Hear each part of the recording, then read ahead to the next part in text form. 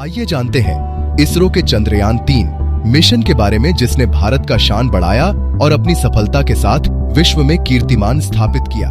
Chandrayaan 3 mission की शुरुआत booster rocket से हुई। इस स्टेज में मैक्सिमम स्पीड 1627 किलोमीटर प्रति घंटे के आसपास थी। लॉन्च होने के 108 सेकंड के बाद 45 किलोमीटर की ऊंचाई पर लिक्विड इंजन स्टार्ट हुई, जिसके बाद रॉकेट की स्पीड 6437 किलोमीटर प्रति घंटे के आसपास हो गई। 62 किलोमीटर की ऊंचाई प्राप्त करने के बाद दोनों बूस्टर्स रॉकेट से अलग हो गए और रॉकेट का मेन इंजन स्टार्ट हो गई। इसके बाद इसकी स्पीड 7000 किलोमीटर प्रति घंटे के आसपास हो गई। रॉकेट का मेन इंजन चंद्रयान 3 को लेकर आगे बढ़ गई।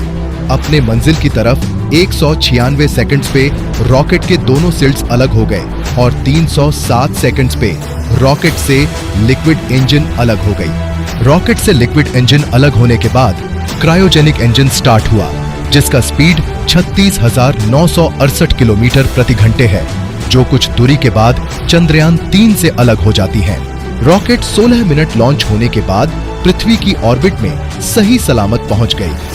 पृथ्वी की ऑर्बिट में पहुंचने के बाद प्रोपल्शन मॉड्यूल की सहायता से पहले इसे पृथ्वी के चारों ओर घुमाए जाएंगे। हर चक्कर पहले से बड़े होंगे। इस प्रोसेस के बाद चांद की ऑर्बिट में पहुंचने में 6 दिन लगेंगे। 6 दिन के बाद ये चांद के काफी करीब पहुंच जाएंगे। चंद्रयान चांद की कक्षा में प्रवेश करने के बाद चांद के चारों ओर चक्कर लगाएगी। जैसे जैसे चांद की ऑर्बिट में घूमेगा, वैसे वैसे चांद के बेहद करीब होती जाएगी। चांद की ऑर्बिट में प्रवेश करने के बाद चांद की ऑर्बिट में 13 दिन तक चक्कर लगाएगी। चंद्रयान के आखिरी मॉड्यूल में 2 हिस्से होते हैं, ऑर्बिटर मॉड्यूल और विक्रम लैंडर।